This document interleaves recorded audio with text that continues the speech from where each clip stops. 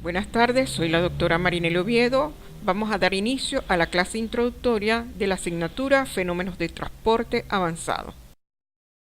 El contenido de la clase va a tratar sobre el dominio de los fenómenos de transporte, la transferencia de calor, mecanismos de transferencia de calor, la magnitud y dirección del flujo de calor, lo que es conducción, convección y radiación.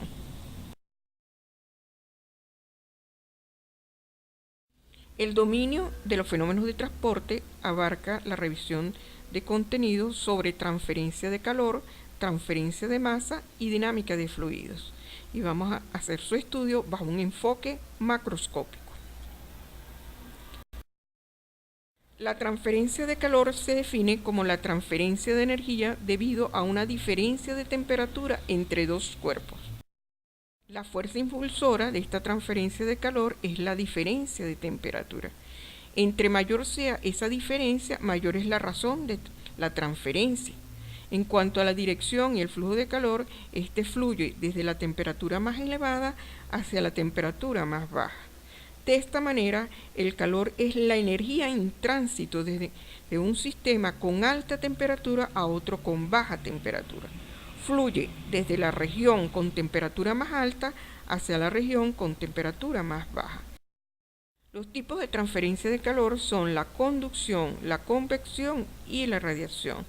La conducción es el flujo de calor a través de medios sólidos por la vibración interna de las moléculas y de los electrones libres y por choques entre ellas. La convección es el flujo de calor mediante corrientes dentro de un fluido, sea líquido o sea gas. Es el desplazamiento de una masa de algún líquido o gas.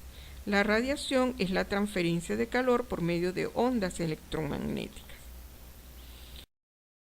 Ahondando más en este aspecto, la conducción es la transferencia de calor por interacción entre las moléculas por efecto de diferencia de la temperatura. En una región de mayor temperatura, las moléculas vibran o se mueven con una mayor velocidad. Al chocar o interactuar con las moléculas vecinas de menor temperatura, les transfieren parte de su energía.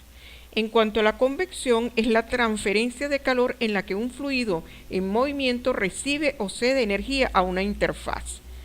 Se presenta cuando una superficie a cierta temperatura está en contacto con un fluido en movimiento a temperatura diferente.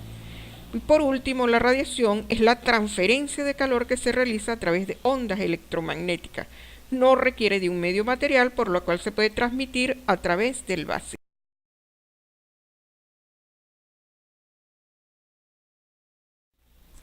Los mecanismos de transferencia de calor según el estado de la materia, entonces se tiene que para gases se debe a colisiones moleculares y difusión molecular, para líquido a colisiones moleculares y difusión molecular, y para sólidos a vibraciones de la retícula molecular y al flujo de electrones libres. Es importante distinguir en cuanto a magnitud y dirección de flujo de calor para hacer una distinción entre lo que es temperatura y flujo de calor. La temperatura es una cantidad escalar. Escalar significa en matemáticas aquellos números que sirven para describir un fenómeno físico con magnitud, pero sin la característica vectorial de la dirección. Es así que la temperatura es una cantidad escalar, tiene solamente magnitud. En cambio, el flujo de calor es una cantidad vectorial, tiene dirección y magnitud. En concreto, la conducción es la transferencia de calor por interacción directa de las moléculas. En una región de mayor temperatura, las moléculas vibran o se mueven con una mayor velocidad. Al chocar, interactuar con las moléculas vecinas de menor temperatura, le transfieren parte de su energía. La conducción de calor en fluidos puede considerarse como transporte molecular de energía, puesto que el mecanismo fundamental es el movimiento de las moléculas constituyentes. Sin embargo, es importante destacar que la conducción puede tener lugar también en líquidos y gases. En gases y líquidos, la conducción se debe a las colisiones y a la difusión de las moléculas durante su movimiento aleatorio. En cambio, en los sólidos se debe a la combinación de las vibraciones de las moléculas y al transporte de energía por parte de los electrones.